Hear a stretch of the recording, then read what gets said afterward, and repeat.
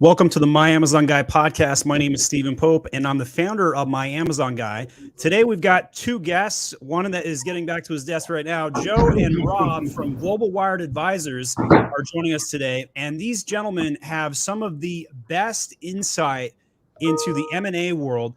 I want to make it clear on this podcast, we're going to be talking about data, and the report that they just put out is a treasure trove of information that Amazon sellers will find a lot of great info from. Before we dive into that, Joe, go ahead and introduce yourself briefly, and then Rob, do the same thing. Hey, it's great to be on, Stephen. Thank you. Joe Hogg with Global Wired Advisors. I don't know if your viewers know about us, but we've been in the space now for a few years. We, are an investment bank focused on the digital consumer. We help people with a number of different transactions in the space. Insofar as my background, I've been in investment banking pretty much my whole life, let's just say 25 plus years. So, we bring a lot of expertise to the digital domain, to companies that are in the space. So that's me. Rob, if you want to go do a little bit about yourself.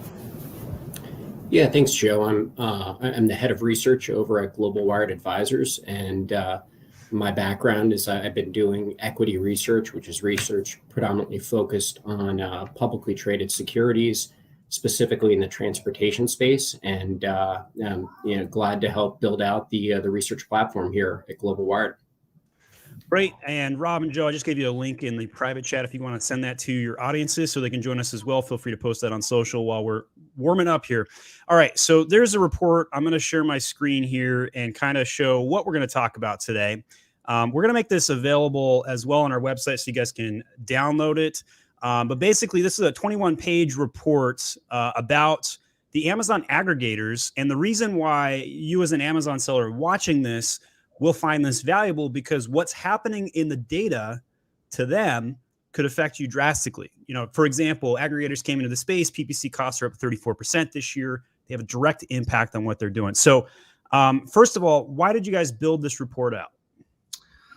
Sure. So, there really was a lack of, we thought, rigorous data and insight into the aggregator phenomenon. The aggregator phenomenon is really quite unique.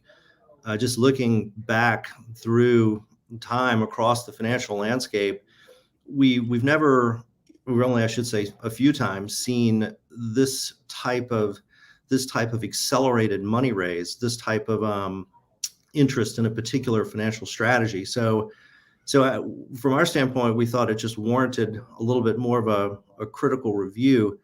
And that's what Amazon Aggregators Profile of Risk and Return was designed to do, was really to bring an institutional, if you will, grade lens to the space, to examine it in a bit more detail than what we had thought had been done to date. So that was kind of the genesis of the report. And what was the main takeaway that you guys came out with? Well, I guess there are a few takeaways, and I think the first takeaway probably is that the space has grown very fast. The space has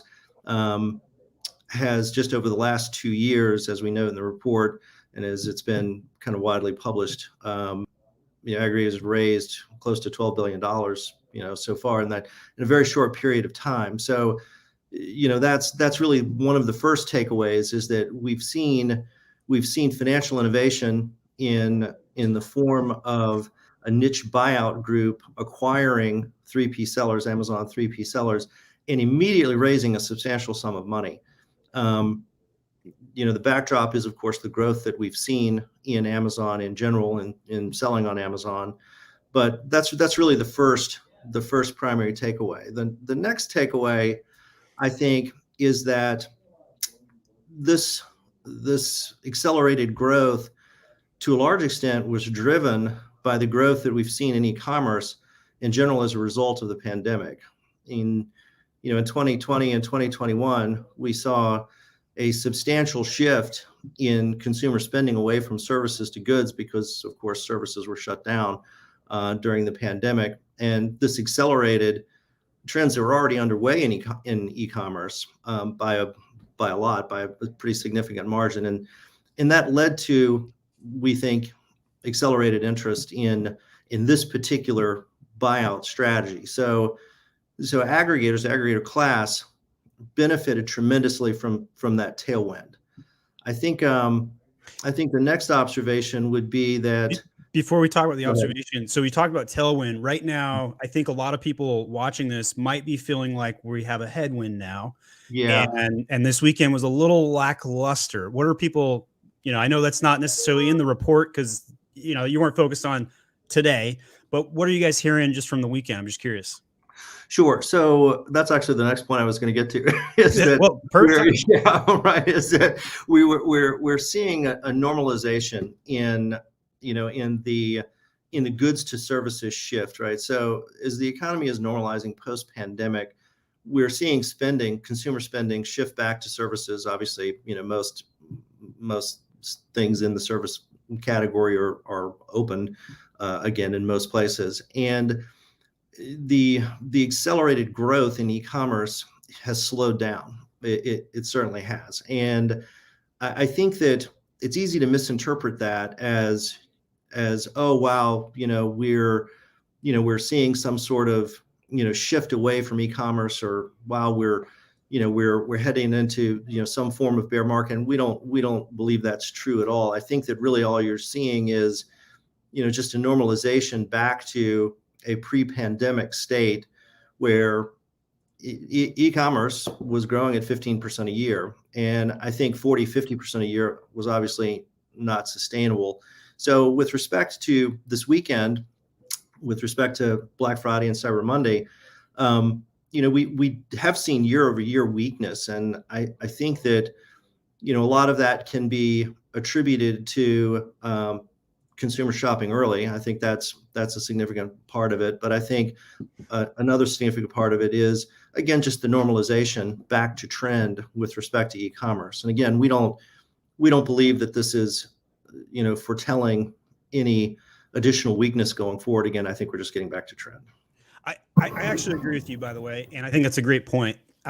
However, there are going to be some people out there, and Keith is wording it right here. The aggregators are all going to try and exit before the money dries up. Mm-hmm. I know that's not true, and I know that's not true. But go ahead and dive in that. Play devil's advocate with me. Why would people think that? Right. Well, I think that the next observation that I was going to actually get to that we mentioned in the report is the fact that, like most financial innovations that get chased pretty hard, there is going to be a period of consolidation where a number of players use leverage. They acquire assets, companies, 3P sellers that are not going to survive, or I should say not survive, but perform well in kind of a normalizing environment, and it's going to lead to liquidity stress. And I think that it would be fair to say that there are a number of aggregators that are facing pressure, liquidity pressure. Yeah, for sure. I think that it doesn't mean that we're going to see some sort of wholesale change in the space. In fact, as we noted in the report, we believe that a number of aggregators, the aggregators that seem to have stronger hands, are actually raising money, from initial capital providers under the assumption that there will be an opportunity to pick up assets from other aggregators. So I've kind of personally been paying attention to about 80 ags, maybe 30 of them seriously. But my hypothesis was at least 30% of them are going to sell to another ag in under 24 months. What do you think? What do you think that's within reason? Well, I think you're going to see some consolidation. I think that just this normalizing, in e-commerce trends, and the fact that a number of names are probably underwater, probably have cash burns that they didn't anticipate. I think you're going to see some consolidation in the space, and that's normal. I think that's very normal with respect to any type of really fast growth, particularly in a financial concept. And I think the concept has a long way to go. Really, I think that the niche aggregator buyout concept, whether it's focused on Amazon 3P sellers or it's focused on direct to consumer assets outside of the Amazon ecosphere, I think that we're really just kind of in early innings. Yeah, we're definitely maybe in the top of the third right now. All right, so everybody at home, you guys want to dive into this report. I know you guys want to see it. So I posted a link where I've got the PDF hosted. You guys can type that link in and then click the download PDF button right here. We actually built this while we were on the podcast just to get this out there so people could see it. And then once you read through this report while you're watching with us, ask them some questions. See if you can stump them too. All right, so I want to pull Rob in here a little bit. So Rob, what was your involvement in this report and what are your thoughts? Yeah, no, so this was a group report that we put together and really dove into the Amazon aggregators in aggregate. And I agree with Joe. We're definitely going to see some market consolidation as we look out. It is a space that has grown very fast, but it's a space that's got very good return profiles if you are executing properly. And so we do think that money will continue to flow in, whether it's in the form of an aggregator or other investors coming into play, like a private equity, for example, in a bigger way, building out digitally native platforms. Rob, what's your favorite page I should go in here to showcase it? Any particular exhibit you like? It's, I mean, if you look at exhibit, let's see, it's exhibit 1. I've got one on the screen here. So you got exhibit 1 and 2 on the screen here. And I think the reason why we are upbeat about just the Amazon platform in aggregate is this is where people are going to start their searches online. And Amazon's growth has really been fueled by the third-party sellers. And in their kind of cyber weekend update that they provided this past weekend, they actually saw growth, whereas in aggregate, Adobe was talking about year-on-year declines in online sales. Through the cyber weekend, Shopify saw some very good growth. So we think platforms on Amazon are going to be able to continue to build out their brands, and that's one of the our takeaways from this report here. Cool. So there's a bunch of cool things in here. What would be another good area to dive into next? So the amount of capital raised, I think, is significant. We've covered that. What about the market dominance section? Let's go to that one here in Exhibit 4. So one of the questions I kind of think about from time to time is why the heck hasn't Walmart caught up? Like, they have all of the infrastructure. They even bought Jet and have the tech, but they couldn't integrate the tech with the infrastructure. And I don't know about you guys, but have you guys ever been to like online pickup with Walmart? Have you ever done that? I have not. No. Maybe a wife or somebody in the family has. So I've done it. My wife has done it. It is terrible. Absolute garbage, right? Like, you're sitting there for 30, 40 minutes in the parking lot hoping they're going to get to you, right? Now, versus Target online store pickup, it's amazing, right? Like, you've got text scans done. You're in and out in less than 5 minutes consistently. And so it's just another case. It's kind of a real world example to me on how like Walmart's this dinosaur that can't evolve. And when we look at the dominance here at 41% and Walmart at 6.6, what are your guys' thoughts? Like, why isn't Walmart 20% now? They care, they want it, they're growing, but yeah, they definitely want it. There's no question about that. I think I think that Amazon was quick to realize that there really is more profitability in being a service company. And if you wanted to take back to where Amazon was with respect to 3P and 1P, say 5-7 years ago, they were really closer to how Walmart was kind of set up, right? They were really not focused on, providing, let's just say, service level efficiency to third party sellers the way they are today. And Amazon is moving quickly, even faster in that direction, insofar as just recognizing the fact that the future of the company is a service company, is basically building a platform where third-party sellers can efficiently sell. Now, that doesn't mean they're not going to stop continuing to optimize optimize PPC and other costs associated with, being, going through the fulfillment machine at Amazon. I think that those costs are going to continue to be tweaked and optimized as we roll forward. But the company is very much focused on being a service provider, whereas Walmart, I think, is, again, 5 to 7 years behind, where they're really just focused on really that retail aspect. And I think that the service element is at this point an afterthought. I think that they are going to and they're already in the process of making a big push to close that gap. But Amazon gets it. Amazon understands that the 3P model, the service model, is I think is the better model. And what about Shopify? One of the things that, if I go back and think historically about Amazon, is they had actually originally separated their 1P and 3P products, where they were offering them on different websites, and they brought the two together to make it really a seamless interaction with the consumer, where the consumer actually has got a really tough time deciphering, is this an Amazon product or is this a third-party product? And that ease is one of the things which jumped out to us in this report, where we did a search for a cast iron skillet. And we got more than 700 responses of products on Amazon. And that same underlying search on a big online and brick and mortar retailer of Williams-Sonoma, we only got back 4 different brands and under 10 or so products.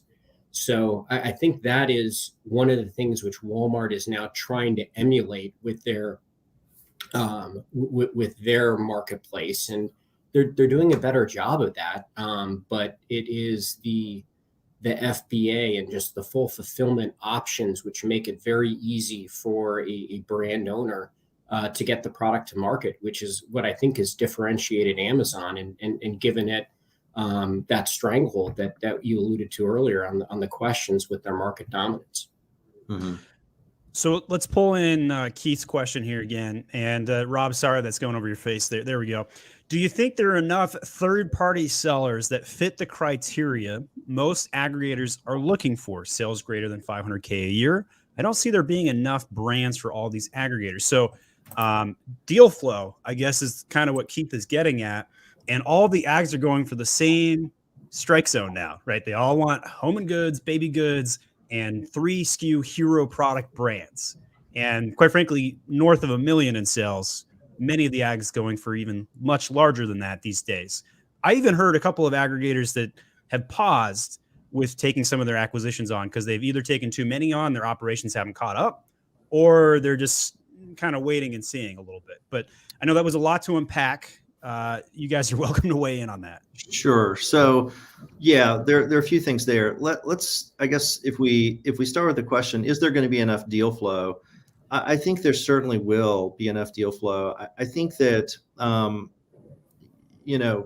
aggregators are going to focus first and foremost on Amazon. That's where, as we point out in the report, you can pull off the platform level arbitrage that we mentioned. But it doesn't mean they need to exclusively stay there. I think we're already starting to see a number of larger aggregators moving a little bit away from Amazon and going after direct-to-consumer opportunities, direct-to-consumer assets that would be complementary to their existing portfolios. So I think that there will be plenty of deal flow for aggregators to go after. I think that Amazon is continuing to grow, again, as Amazon focuses on the service model, builds out more FBA capacity, more storage, shipping capacity. I think you're going to see more sellers. I think that there will be plenty to look at going forward, and I think that they'll probably, again, getting back to kind of the consolidation idea, there's probably going to be a number of trades that aggregators do between themselves. Also, you're going to say something. Sorry about that. Yeah. Have you guys counted like how many total brands have sold to aggregators? Is that something on your radar?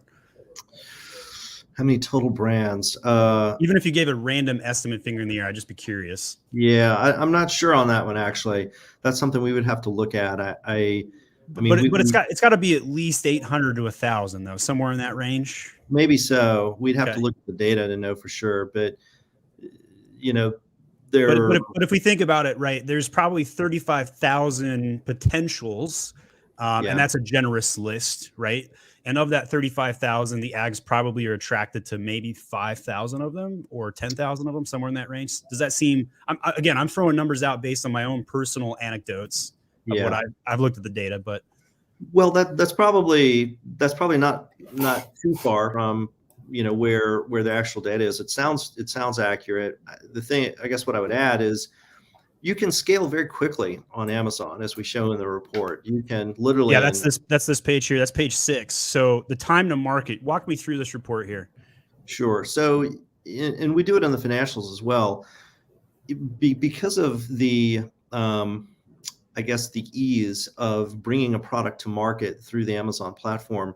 You can scale to 1 million or more in EBITDA or SDE in 3 or 4 years period of time, right? So with a good brand. And another thing to keep in mind is that brand life cycles are shorter now. There was a time 10, 15 years ago when brand life cycles were quite long. If you go back 20 years ago, they were very long. Think back to, Adidas, Nike, a lot of the more staid brands that have been around for a while. They had tremendously long life cycles. Now brand life cycles are very short. They're very tight. And a lot of that has to do with the fact that Amazon as a brand incubator and accelerator has allowed for brand development quickly and acceleration quickly. And with that comes a level of maturity, right? So I think that I'm sorry to interrupt. I'll give you an example of this, right? So I own a brand called Age of Sage. I'm already the #1 new release in incense, and I went to market and I've sold over 2,000 units in the last 30 days.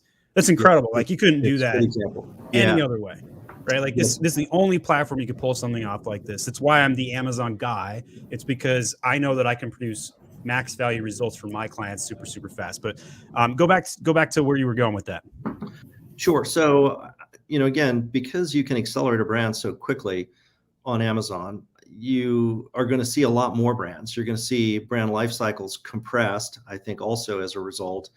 And the aggregator model is designed to really acquire brands that can be scaled potentially, but not all of them will. In a way, it's picking your spots, but understanding that 1 or 2 or 3 brands are really going to be your winners, kind of like the hero SKU idea that we highlight in the report also. So I think there's going to be plenty of deal flow to look at. There are going to be plenty of assets to look at going forward. And again, the off Amazon opportunities are going to be just as appealing. So I just did Control F for the phrase China. 0 results. We've seen that the aggregators are coming in from the right and are scooping up putting some financial pressure, increasing the complexities, spending more money. But there's also kind of another story with the Chinese going direct to consumer as well. Mm-hmm. Did you guys purposely leave out any China analysis, or is that something you guys maybe you're thinking about doing some analysis on in the future? Well, we will. We're going to continue to publish thematics focus reports, and we have a number of different things that we're going to be pushing out as part of our research effort. But the focus here was really on aggregators and not necessarily on any particular country's involvement in that kind of niche buyout concept. So with respect to China, yes, there are a number of sellers that are growing quite large businesses that are domiciled in China, and I think that is interesting, something to look at, and something we may dive into and with more detail going in a different report. I would just be generally curious, like which is going to have more impact on the marketplace, like the mom and pop seller out there, $1 million brand out there. Should they be paying more attention to the Chinese who fight dirty and are mucking up the catalogs and doing whatever it takes to put food on the table? Or should they be more concerned about the money entering the space? And obviously aggregators are good for the space. I'll defend that. It's beneficial to everybody. But nonetheless, I think it's a good outstanding question. I'll move on from the China comment because I know that was kind of a curveball. let's go to Martin here. Can you give an example of an aggregator going direct B2C, and does that acquiring the manufacturer and supplier as well? Well, I think you're going to see that. I think that you're going to see.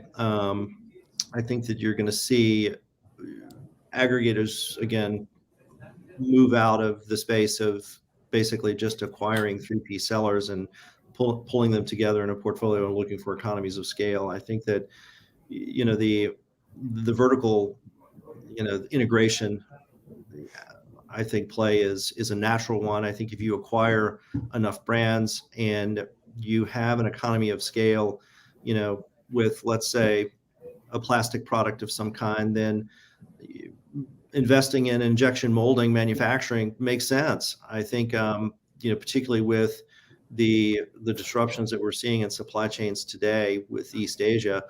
So I think you're definitely going to see that going forward. I think that again is an opportunity outside of And Stephen just kind of pulled up the top 10 aggregators on the screen here. Several of these aggregators have actually been focused on kind of increasing their D2C opportunities. And I do think it's a logical extension of brands where you've got a foothold in a specific vertical to try and drive additional traffic through that channel, where potentially you can have a little bit better profitability, but that ultimately depends on your supply chain. So I'm going to have to update my Amazon aggregators page because you guys have, put up some new stats. So over here, if anybody's curious, you want to see all of the data that I've collected, AmazonAggregators.com, and we've listed out every single aggregator. And we've done some podcasts. We've had Thrasio on, we've had Perch on. We've done it with Foreign Brands last week. Even that was a really good podcast. Had a lot of good feedback on that one. But yeah, I'm going to have to update this because your numbers here are staggeringly higher. They must continue to be raising capital every way possible. And you can see here the list, very significant numbers between the top 3 and 4 of them compared to the rest. And Stephen, it's amazing. Even our numbers, as recently as we published the report, out of date, they've raised a bunch more. So that number now is closer to 12 billion than 11 when we had put out our publication. It speaks to a lot of the favorable attributes of the underlying brands that they're buying. So when we look through, these high numbers here, and I'll be honest, I don't think I've even heard of Marama. That's new on my list. What's going through your guys' heads when you guys see this happen? Insofar as the capital raise, the total amount of capital raised, well, I think it kind of goes back to, I guess, an earlier point that we were talking through, and that is, we've seen a financial innovation with respect to this niche buyout concept, and it's really been quite successful because of the tailwinds from the pandemic, and as a result, a lot of money is flooded into the space. The capital that's raised so far really, again, by our estimation, is low, given the fact that we're just getting started. And the event that we haven't really seen yet that we think is going to really accelerate interest in this concept and money coming into the space is the eventual public securities transaction, the eventual deal that gets printed where an aggregator is able to go public. Thras has come close a couple of times. They got delayed, didn't they? Yeah, and once that happens, you're going to see, again, in the report, I think it's in the back of the report. Let's see. It is Exhibit 30. If you go to Exhibit 30, this is I feel like I'm in a trial right now. right. If you go to Exhibit 30, this is really what we believe is going to really ignite interest in the space. I mean, a lot of money has been raised in 2.5 years. We've seen a lot of activity in 2.5 years. But when a public deal is done and we have an aggregator that suddenly is able to realize a sudden increase in valuation, through this transaction where, they are going, 10, 15, 20x, where they currently are, if you just assume that they were valuing themselves at their current buyout multiples, you're going to validate the model in many respects. Like today, most aggregators are to some extent marking to model. They're marking to the assumption that one day there will be a public deal where they can mark to a CPG multiple that is much higher than where we're doing deals today with 3P sellers. And when that happens, you're not really marking to model anymore. You're marking to a specific observable data point where a company is trading. And that valuation is going to be pretty extreme, I think, and it's going to be unique. And I think that at that point, you're going to see just a renewed flood of interest in the space. As soon as someone gets over the wall and does this deal, then I think people are going to look at existing aggregators, their portfolios, the opportunity to do a similar transaction, and I think it's going to be exhilarating for a lot of people. I think. So I think the point you're making here is quite large, and I want to impact this a little bit. So aggregators are proving the model is the case you've just made, right? And what that means is that there's going to be even bigger players that are going to come in and take that model and accelerate it. That's what you're saying, right? Well, sort of. Well, I guess what I'm saying is today there really hasn't been anyone that's, so to speak, gotten over the wall, pulled off. So the proof isn't quite there. It's close. Right. Exactly. And I think when the first firm does, then we're going to validate the idea, the real value play here, and that is to become kind of the next gen CPG company where you're Amazon based, growing DTC, and you are acquiring companies at 5-6 multiples and then basically going public at 15, 20, whatever multiple. That's where you see really what we think is the principal reason behind doing this trade, and that is to acquire companies that eventually you can get over the public wall and see just a tremendous uptick in valuation. And when you say public wall, you mean public trading, correct? Correct. Yeah. All right. So Tress says, would you ever reach out to an aggregator or wait for them to find you? Well, what we always recommend is if you're going to do a trade or sell your company, to use an intermediary. I think that aggregators are very keen to, and they have very robust outbound efforts to find what they refer to as proprietary relationships, and that is relationships that they nurture themselves. And they spend a lot of money every year on this effort because they know that the valuation that they're going to get is much lower than if they had to basically face in a competitive way other aggregators. So my recommendation would be to use a good intermediary. I'm biased, of course. Yeah. So here's where it's appropriate to plug Global Wired. So I've had many conversations with them. They are a brokerage, a place that you can go to find a business to buy. They're also a place you can take your business to sell. Very good people. They have massive connections into the banking industry where the real money is at, as well as direct connections to all of the aggregators. So yeah, anything else you'd add there? Why else should somebody use Global Wire to maybe try and sell instead of going direct to an aggregator?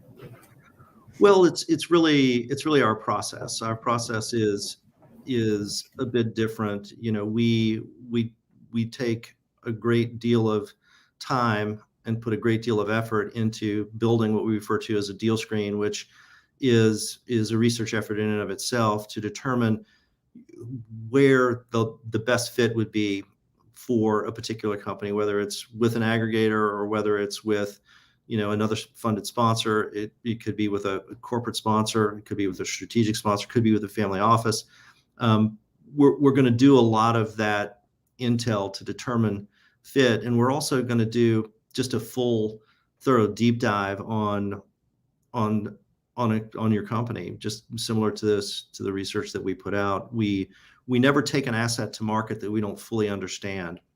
And I think that's really the only way you can effectively position a company to attain maximum value, is by understanding it thoroughly and then going through a well thought out marketing effort. I think that's how we're different. And it's really, enhanced investment banking. I think, again, most of our experiences in traditional investment banking, we've brought that into the digital domain. We've tweaked it to fit the domain.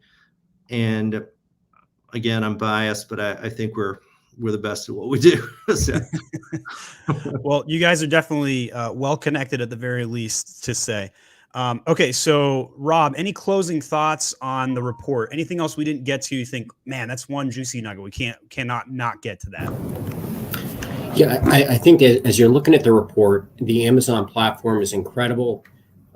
People who are building brands have done a lot, and there were over 1 million new brands joining the Amazon marketplace last year. So we think this is going to be a continued secular grower. There's a lot of opportunities to kind of build a brand out on the Amazon marketplace, and I think that's going to create a backdrop for the aggregators to try and create the CPG type companies that they're attempting. What we're really excited about is to see how the aggregators are actually performing, and that is, I think, is more as we gain more intelligence about their underlying performance, which we really haven't seen much yet. I think we're going to see the space play out, and a bunch of the dynamics that Joe alluded to earlier, which is we're going to see some market consolidation. We're going to see some players not perform as well, but those who have a proven expertise, I think that we'll see that the returns are actually really quite good from the broader market. So Dark is a great question coming in from LinkedIn. What's your idea that the aggregators and big companies are narrowing the path for small private label sellers? Aggregators and big companies are narrowing the path. I guess Sadar, feel free to give us some additional context to help the guests out. But what I think Sadar is saying is that they're narrowing the path to help the private labelers expand. I'm not sure exactly, but we'll see if he adds some additional context to that. All right. So any closing thoughts, Joe?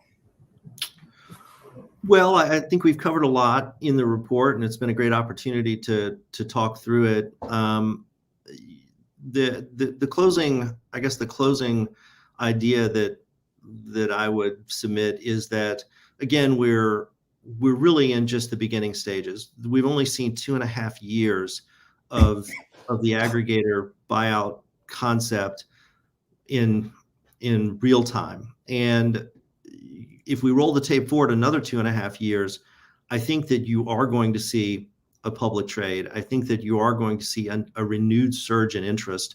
I think that you are going to see, as a result, probably another uptick in e-commerce growth, just because it's going to be funded effectively. And I think that we have a long way to go. I think that it is, as we note in the report, not dissimilar to the early stages of the hedge fund industry when they were just getting going, and that industry grew by a tremendous amount. It's not quite exactly the same, but I think just insofar as financial innovation, we probably have a lot further to go with respect to what aggregators are going to do. Well, perfect. We have further information about Amazon aggregators. Just go to amazonaggregators.com. You can see some info that my Amazon guy has put together. And then again, we've got the reports that both everybody at Global Wired has put together, and we've got a link for that in the comments as well. You can click on that download PDF button if you guys want to see a copy of that report. Joe and Rob, was great seeing you guys today. I know that other people that are going to watch this on the replay are going to also have questions. I'm going to encourage them to leave a question in the comment section, and then Joe and Rob, feel free to come back a couple days later and answer any additional questions that people have. And if you guys want to get in touch with Global Wired Advisors, what's the best website to go to? globalwiredadvisors.com. And, our contact details are there. Feel free to reach out to us anytime with additional questions as well. Perfect. Rob, Joe, it was a pleasure having you guys on. Very concrete report with multiple exhibits into the 30s of all kinds of data points and extrapolations that I don't think anybody has ever put something more comprehensive together on what the money that is entering the Amazon space will do, especially through the aggregators, and what it could mean for mom and pop $1 million brands and private labelers who might want to exit at some point in the next couple of years. So thanks for coming on. Yeah, Steve, great. Thanks for having us. Thanks for having us. Definitely. All right, that's the My Amazon Guy podcast. We'll be back on Friday at noon Eastern Standard Time, where you can come in and ask me any Amazon question of any kind, PPC, SEO, catalog, and more. See you next Friday at noon Eastern Standard Time.